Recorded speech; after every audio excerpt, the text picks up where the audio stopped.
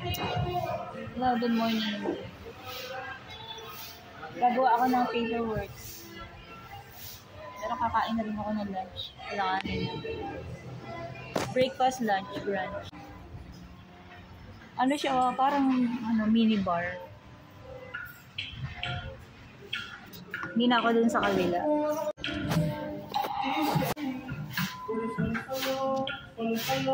Parang siya mini bar. Pwede ka uminom. Mayroong bibingka kaya lang di pa luto. Magkakanin na lang ako. May mga seafood. Drinks.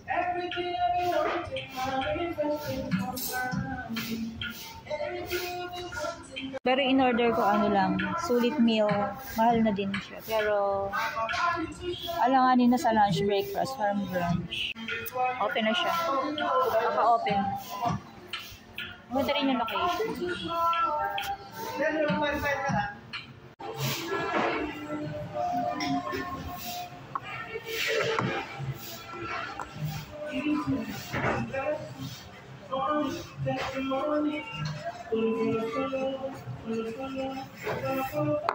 Mamaya ako pupunta sa office. May gagawin lang ako sa meron kasi gawin doon sa loob eh. Dito na lang, kakain muna ako. Sakit na ulo ko. It's 10:20 a.m. Brunch, breakfast, lunch.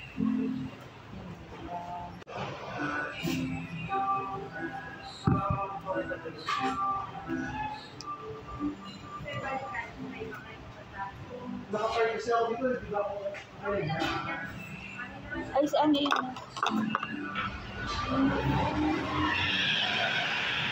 Taga-camp yun. Taga-camp Aguinaldo. Naka-uniform. Taga-camp Aguinaldo. Meron pumuntang taga-camp Aguinaldo. Kasi nung isang araw nasa AFP mall kami. Ganun uniform. Mga sundalo.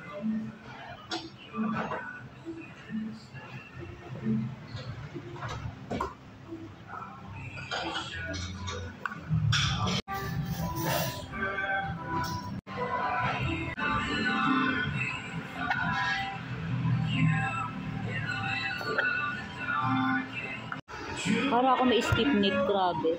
Saka nandito ako. Sige, pag higa akong gano'n, yung antok na ako. Pagkaligo, din blower ako ng hair ko. Yung pagkaliga ako, parang nakabalok-balok. Ito masakit. Mahaba na yung hair ko. Ginamit ko yung mga spray, nakalimutan ko. I forgot the name ng spray. To go. Binili ko kay Sunny and Grace. Maganda rin siya sumusunod. Mahaba na yung hair. Wait ko lang yung aking food. Order ako na meal na siya. Kanin, mag-rice ako. Nagre-retouch muna ako. Tattoo yung kilay ko pero nagre-retouch ako.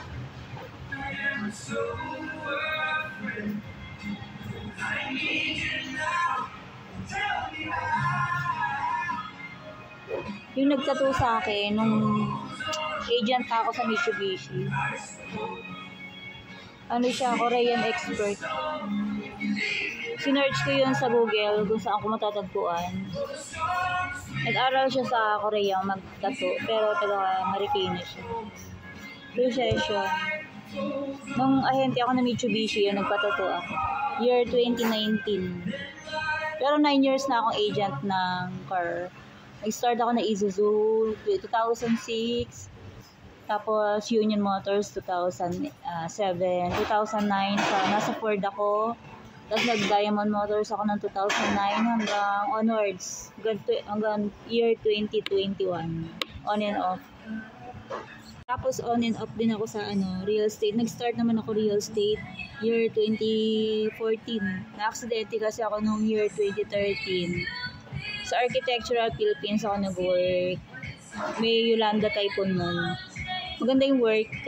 Product specialist ako ng roofing. Mga architects and engineer kasama ko. Na-aksidente ako nung pinauwi na kami from the office. Kasi nga, para din si Yolanda Typhoon. Yun, na-aksidente ako. Yung forearm ko na-fracture. And then, nag-stop ako mag-work, mandatory. Nagpasemento ko ng forearm, eto, for 4 months, twice sa cement. Tapos, physical therapy siya 4 months. Libre ako sa Armed Forces of the Philippines. Thank you nga pala dun sa 3 doktor. Isa lang naalala ko, si Dr. De La Cruz. 3 sila. 3 doctor, orthopedic doctor, civilian doctor yung mga yun. Hindi sila military. Yung nag-alaga sa akin 3. Hanggang mag-physical therapy ako, other departments. Thank you sa mga friends ko dyan sa Armed Forces of the Philippines Medicals. Biluna Medical Center. Mga friends ko dyan kasi nag-work. Dyan ako dapat mag-work for OJT na ako. Natanggap na ako sa Biluna Hospital. Kaya lang, nag-work ako sa Duty Free Philippines, sa Revlon, Terminal 1, tsaka Fiesta Mall. So, na-focus ako doon na regular kasi ako noon after 1 year. Then, pinadala na ako ng letter ng Biluna Medical Center na mag-start na akong OJT and work. So, doon na ako nagtagal, 3 years. Hindi na ako nagtrabaho sa ospital. So, tapos after na nagtrabaho na ako nung nag-resign ako sa airport, doon ako nag-start mag-selling, sales sa Isuzu, car selling, and then real estate, and sales, industry, and retails. Yun ang story ng work, pa-iba-iba. Hindi ako talaga na-focus sa isang trabaho, so puro sales until now. So, while waiting my food, yan, nag-start ako maging YouTuber nung may boyfriend ako nasa USA. Si Roel Orbel. Hello, Chong. Friend kami niyan. Matagal ko siya stalker sa Facebook, year 2014. Pero may girlfriend siya noon. Tapos, agent na ako noon ng Empire East. Nag-start na siya mag-stalk sa akin noon. Tapos, ano ba yun?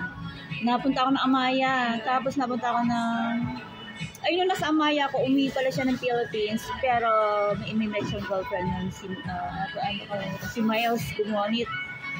Imimet niya pala yun, engaged na siya dun sa girlfriend niya. So, taga-Osami, something like that. Tapos, pasundo sa airport, tapos na-met ko siya yun, year 2015. Then, yun, nilatid ko siya sa Osami. So, imimet pala niya yung girlfriend niya, pero hindi ko siya boyfriend that time, friend ko pa lang. Ako pa naghatid para i-meet yung girlfriend niya sa Osami. Hinatid ko sa Terminal 3. Tapos, 2015 na-meet ko siya. Nag-break sila Yung pagbalik niya sa Amerika, hindi ko alam, reason nila. 2016, nanligaw ulit, naging kami. Tapos naging engage kami year 2017, nag-break din. Talaga pag may obstacle, hindi talaga para sa isa't isa. Ako yung nag-let go kasi, hindi ko alam. Hindi na kaya ng puso ko. Pero friend ko yan.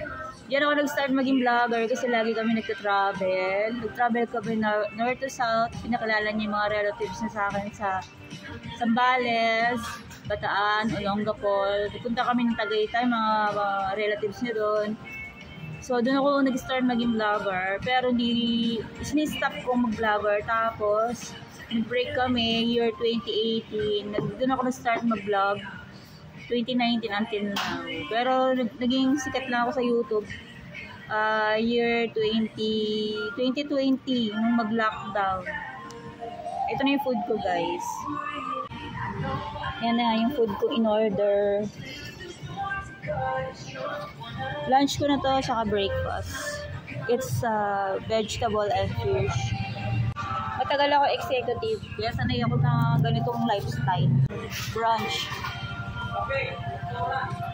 Tsaka iced tea. Kain tayo, guys.